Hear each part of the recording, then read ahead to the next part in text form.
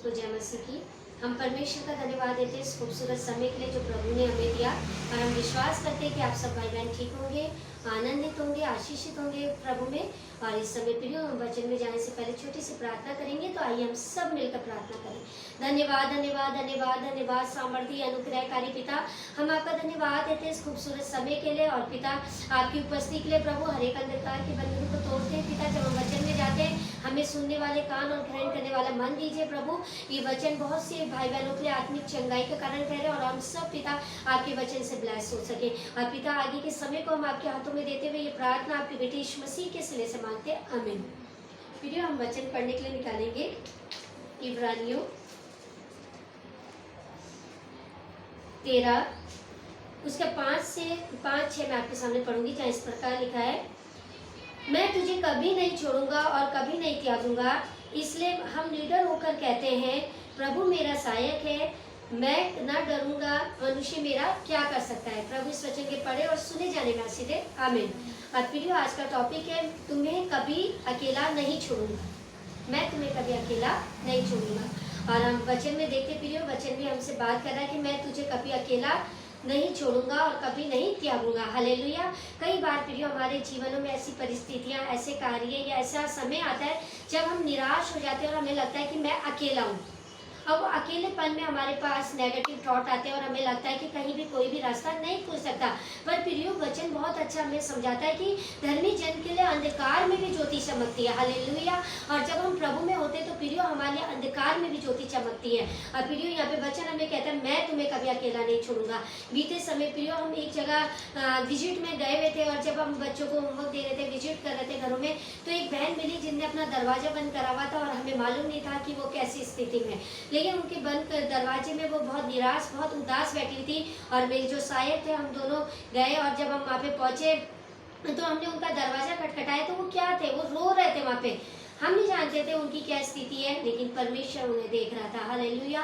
और जब हम वहाँ पे पहुँचे और हमने देखा कि वो बहन वहाँ पे अकेलापन महसूस करी, वो बिल्कुल निराश हो रही, और वो उन्हें हमारी कोई बात नहीं सुनी, पर रोई जा रही थी और अपने दुख को प्रकट की जा रही थी, बस बताई जा रही थी और रोने में लगी थी दरवाजा खोलते फिर। अब वहाँ पे मुझे भी समझ नहीं आ रहा था कि मैं उनसे क्या बात करूँ या क्या बोलूँ, लेकिन मैंने मन ही मन प्रार्थना किया और प्रभु से मांगा, पिता आप बताएं कि मुझे क्या करना है, आप बताएं कि मुझे इस समय क्या बोलना है। और फिर वहाँ पे परमेश्वर ने अपनी बुद्धि से भरा। जब वो अपनी दुखों को, अपनी परेशानी को बता रही थी, तो मैंने कहा, बहन तुम अपने पारिवारिक कलेश के कारण इतना दुखी हो और आप कह रही हो कि मैं कुछ कर लूँगी या मैं कहीं चली जाऊँगी, और ये कर आप अपने माइंड में गलत थॉट और गलत विचारों को ला रहे हैं। वहीं आप उन लोगों को देखिए जो सड़क के किनारे पड़े हुए हैं और जिनके पास खाने के लिए भी कुछ नहीं है, जो इतने पीड़ाओं में है, इतनी परेशानियों में है, जिनके पास कोई रास्ता ही नहीं है। आप उन लोगों को देखिए जिनके हस्बैंड शायद एक थोड़ा सा वो कमा कर लाते होंगे और उनके हस्बैंड पी लेते होंगे और उनके बच्चे भूखे या प्यासे वहाँ पे पड़े होंगे। आप उन लोगों को देखिए और धन्यवाद कीजिए कि आपके पास कम से कम रहने के लिए मकान है। आप धन्यवाद कीजिए कि आपके पास पीने के लिए पानी है। आप धन्यवाद दीजिए कि खाने के लिए खाना है। फिर वो एकदम आंसुओं को पोंछकर चुप खड़ी हो गई, और मैंने कहा, हमेशा जब भी आप निराश हो तो अपने से नीचे वालों को देखिए। फिर वो वचन हमें बताता है कि प्रभु कहता मैं तुम्हें नहीं छोड़ूंगा। उस समय मैंने फील किया कि उस बहन की पीड़ा को, परेशानी को प्रभु देख रहा था। और जब हमने बात की तो वो बहन एक हियाव से बन गई, आनंद से भर गई, और वो बेटी अच्छे से बात करने लगी, जो रो रो कर बोल रही थी, जिसके विचार ये थे कि मैं क्या करूँगी, मैं कुछ गलत कदम उठाने की वो सोची थी, लेकिन फिर उसी समय उसके विचार चेंज हो गए। आज प्रभु ऐसा हथियार हमारे को बनाना चाहता है एक दूसरे के लिए, कि हम एक दूसरे के लिए ऐसी वचन रूपी बातों को बोले कि दूसरा हियाव मानकर अपनी निराशाओं से बाहर आ जाए। क्योंकि प्रिय, बाइबल वचन हमें दे दिया किया है कि मैं तुम्हें कभी नहीं छोड़ूंगा, कभी नहीं त्यागूंगा।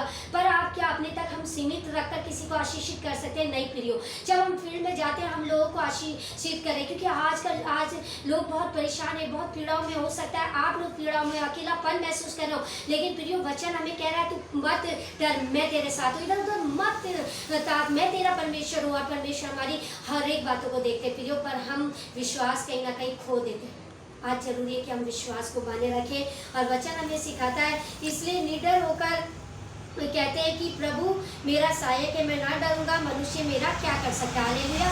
मनुष्य मेरा कुछ नहीं कर सकता प्रियो, और सच में मनुष्य हमारा कुछ नहीं कर सकता है। जब हम प्रभु में विश्वास करके आगे बढ़ते हैं तो कोई भी परेशानी, कोई भी समस्या हमारा कुछ नहीं कर सकती। बस उन समस्याओं में खड़े होकर हमें वचनों को दावी करना है और वचन हमारे लिए उचित मार्गों को निकालेगा। परमेश्वर का आज यही वचन है। परमेश्वर इस वचन के पढ़े और सुने जाने में आशीष दे। आमीन।